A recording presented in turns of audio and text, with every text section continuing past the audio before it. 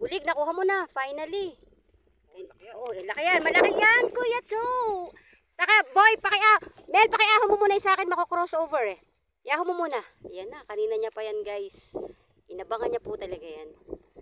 Ano na, nasan ka? Ba't napunta ka dyan? Yung panungkit. Kaya. Kaya, guys.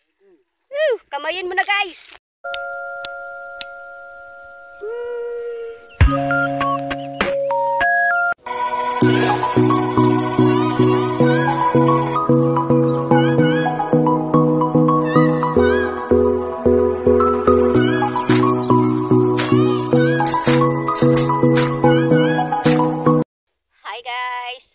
To another fishing adventure ang Kananay.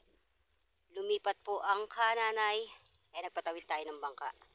Napwestohan na natin to dati at nakahuli tayo ng ulang.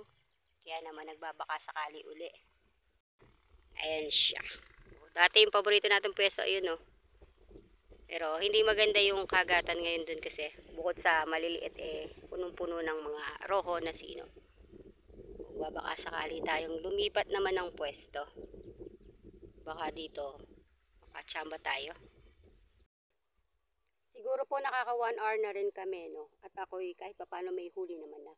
Kaya lang yung napili nating spot sa gawi doon bukod sa mainit, nakasakay tayo ng bangka. So walang chance na maitukod natin yung hindi tayo makapag-setup ng ating camera. Wala tayong payong so mabibilad si camera. Kahit pa paano ako'y may huli naman na po. Ayan. First 1 hour ng Kananay sa fishing. And hopefully, madagdagan pa. By the way pala, as usual, kasama natin Kuya Toto Layog. Ang ating kaibigan na dumadayo pa all the way from Manila. Diyos ko, what a good news guys. Nakahuli po siya ng wow, cream dory! Ito, sa lahat talaga, ito na lang ang hindi ko nahuhuli. Ang cream dory, napakasarap po niyan. My gosh, yan pa lang pang shabaw-shabaw na. Oo, napakasarap niyan Kuya to. At ang mahal ng presyo niyan. And I'm pretty sure may maiinggit na naman po. Kahit dalawa lang yan, isa sa'yo, isa sa akin. Yung ako naman mahuhuli after you. Okay, floater tayo mga Kananay. Hagis tayo, nasa malayo ang cream dory daw. Bumagsak na. Ay, kinakagatan yung isa Standby lang na isa pang kembot. Tapos pitik. Cream dory sana uli.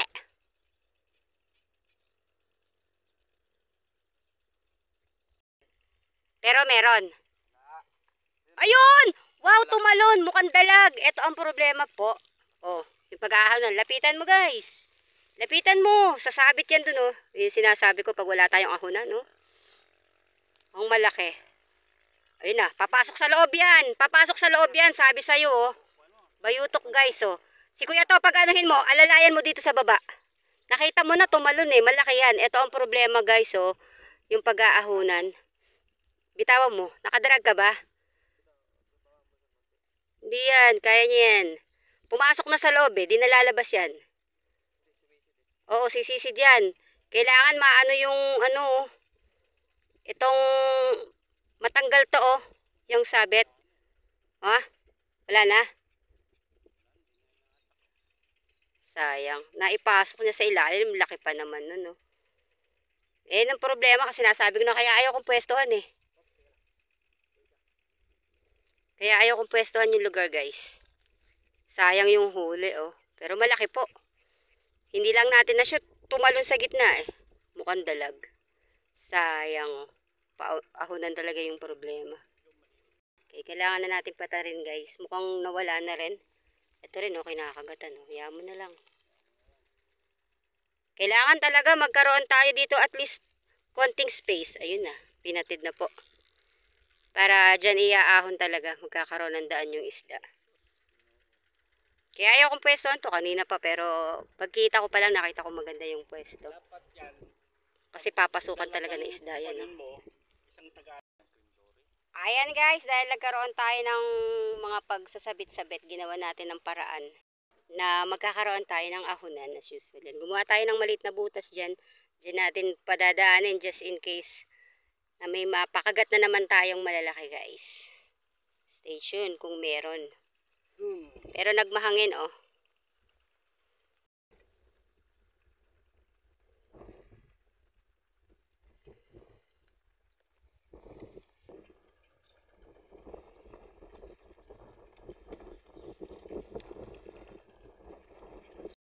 Bulig, nakuha mo na, finally. Oh, laki yan, malaki yan, Kuya Joe. Saka, boy, Mel, pakiaho mo muna yung sa akin, mako-crossover eh. Iaho mo muna. Yan na, kanina niya pa yan, guys. Inabangan niya po talaga yan. Ano na, nasa ba't napunta ka dyan? Yung panungkit. Kaya. Kaya, guys. Kamayin mo na, guys. Ayan yung sinasabi natin pagka malakas talaga yung padwas dahil napakalakas ng padwas ng Kuya Toto. Kaya niyang iahon kahit mano-mano. Wala po kaming ginamit na salok. Mano-mano niya lang inahon yan. Pero pinagpe-pray ko yan na hindi po kakagat sa akin dahil ang dala ko lang na padwas, yung nabili ko lang ng 200 pesos. O, mabuti na lang kay Kuya Toto magat. Ayan din yung nakakabit sa akin. Kaya nagkakaroon ng pagmimitingan, nagkakaroon ng pagpapalit ng mga setup dahil nga po medyo malalaki yung kumakagat ngayon. Buti po sa kanila nagkakagatan, hindi po sa akin. Ayan guys, babalikan nyo yung sinasabi nating sulok kung saan kanina pa po may nagpaparamdam. Tansya namin dalag or hito, basta malaking isda. Nakuha niya na yung isa, may tina-target pa siyang isang dalag daw eh, dalag yung hinala namin. Tingnan natin kung mapapakagat niya po. Bumagsak na.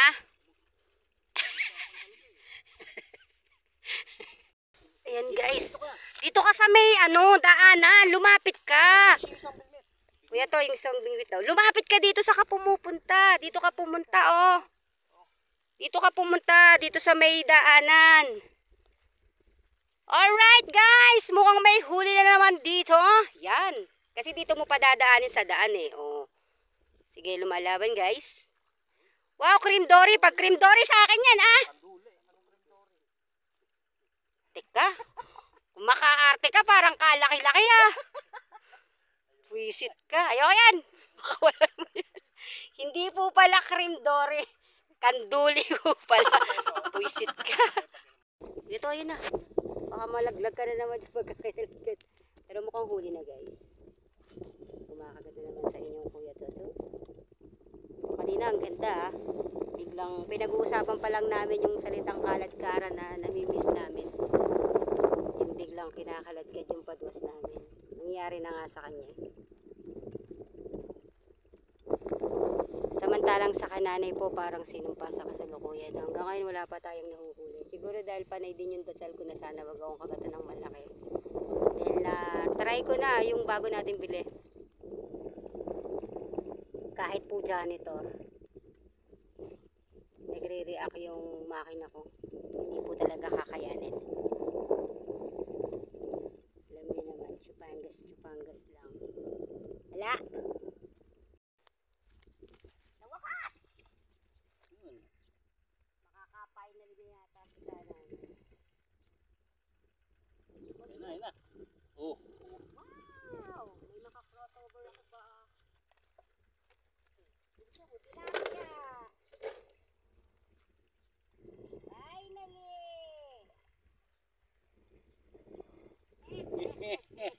May kasama na yung maganda-gandang size din to kesa sa wala guys.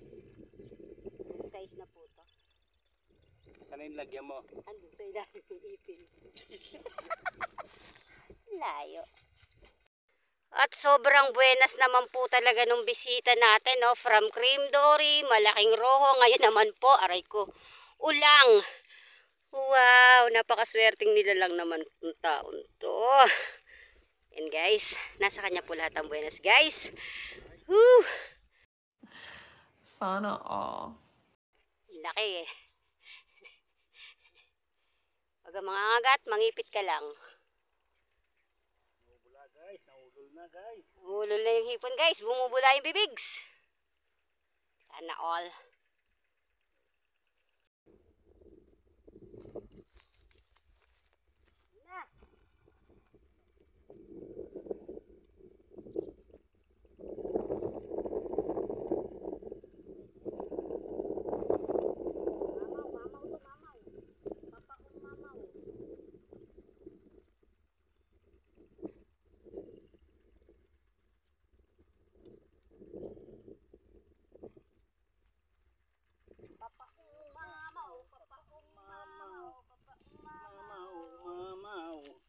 Mamaw talaga. Kahuli ako ng hipon. Mama! Po, ang tagal na hinintay. Yan. Ano lang yan. Fire the hose. Huli. Ay, tilapia yan. Kapwesto ako dyan kanina ya. Nagawan niyo na naman akong pwesto. Wow, nice. 1 point once again para sa inyong Kuya Toto. Lagay na natin po sa... Sa tingin mo malaki? Cream dory ba yan? Malamon ba yan? Isang ano to? Isang original. Tilapi. Nakawalan mo yan, nakakaya sa magulang niya. Kaya yan guys, medyo magpapakap na tayo dahil nagbabanta ang isang malakas na ulan. Nangingitim na po ang kalangitan sa gabi doon. Bago pa tayo abutan ng ulan, makauwi na sa bahay. Sumunod yung katoto sa kuragi nyo pero hindi na po siya tumawid. Dito lang siya sa bangkang laging pinupwestohan natin. Check lang natin kung ano yung nahuli niya. Halos kamukha lang din kung ano nahuli namin. Tilapia, ulang, tapos ayun yung cream dory. That's it for today's po. Another fishing adventure with your Kuya Toto Layog, Katoto at si Boy Itik Emil. I'll see you guys next time. Bye-bye!